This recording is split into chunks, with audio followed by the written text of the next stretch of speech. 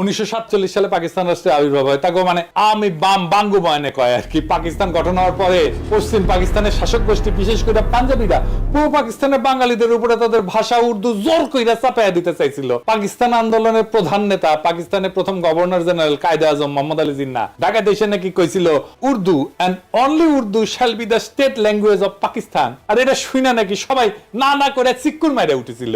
আর তার মধ্যে ছিল নাকি সোহরাওয়ার্দীর বডিগার্ড। জিন্নাহ এই বক্তৃতা দেয় দুই জায়গায়। 21শে মার্চ রমনা রেস করছে বিশাল জনসভা, এবং সেই বক্তব্য কোনো প্রতিবাদ হয় নাই, বরং উচ্ছ্বসিত হয়েছিল জনগণ। উনি কইছিলেন, ইংরেজিতে কইছিলেন, কি কইছিলেন নিজেরাই শুনেন।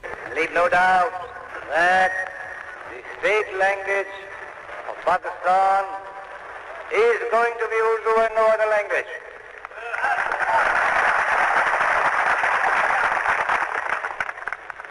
And anyone who tries to mislead you is really the enemy of Pakistan.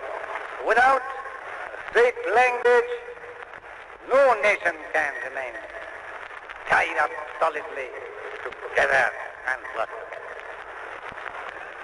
Look at the history. Every government has got to have some state language. Therefore, so far as the state language is concerned, Pakistan's state language shall be Urdu. ইংরেজিত কইছিলেন, এটা ঠিকই কইছিলেন বলে বাঙ্গ প্রগতিশীলদের ধরে নেওয়া উচিত ছিল, তাই না? বাংলা এটা ছিল এরকম।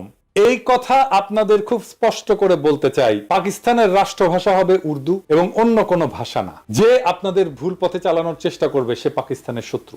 কিন্তু আপনি এটা কোথাও দেখবেন না। 24শে মার্চ কার্জন হলে তিনি একই রকম কথা বলছিলেন। শোনা যায় এইখানে বাঙ্গ প্রগতিশীলরা না কইরা উঠেছিল। এটা একটা সিনেমাটিক প্রচার আছে, কিন্তু কোনো অরিজিনাল ফুটেজ এখনো পর্যন্ত কেউ দেখে নাই। অবাক লাগে না আপনাদের? আসলে বক্তব্য দেওয়ার টাইমে না করেছিল কিনা আমার সন্দেহ হয়, তাই সেটা দেখাতে পারতেছি না, তাই সিনেমা থেকে দেখাই। হ্যাঁ, দেখেন। But the new nation of Pakistan will have one national language, Urdu.